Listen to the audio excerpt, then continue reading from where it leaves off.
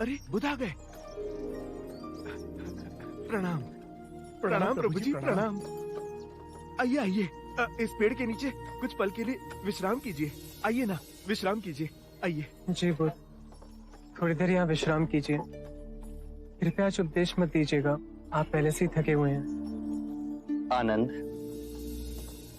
परम सत्य का ज्ञान आकाश में नहीं, मनुष्य के हृदय में होता है।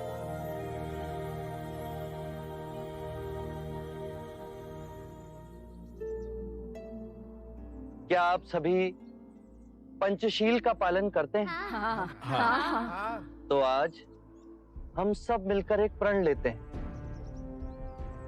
कि अपनों से छोटों से हम निर्मलता का व्यवहार रखेंगे।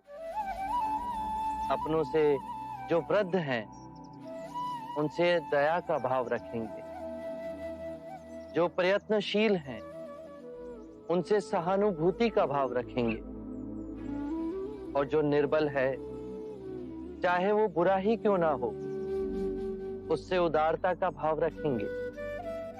ध्यान रहे, हमारे जीवन में कभी ना कभी ये सभी दशाएं आती हैं। प्रभु, कभी कभी हम ना चाहते हुए भी नीच व्यवहार और प्रवृत्ति में वापस गिर जाते हैं। यदि ये भाव आपके अंतर में आया और फिर भी आप नीच प्रवृत्तियों में गिरे, तो स्वयं ही संभल जाएंगे। जो हम हैं वो केवल विचारों के कारण ही हैं।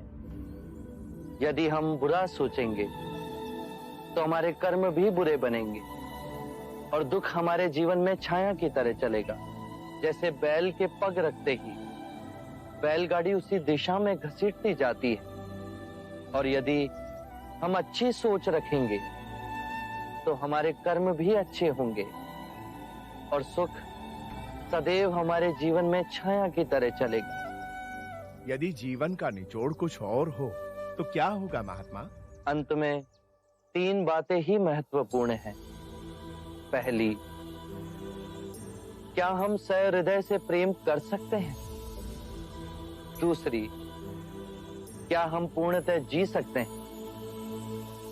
और तीसरी, क्या हम गहराई में जाकर सब कुछ छोड़ सकते हैं?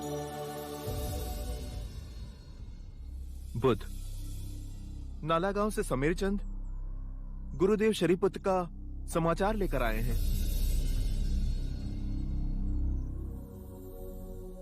हम सभी के जीवन का लक्ष्य है जीवन के लक्ष्य को ढूंढना, और वो मार्ग मिलते ही उसके लिए पूर्ण हृदय और आत्मा से स्वयं को समर्पित कर देना।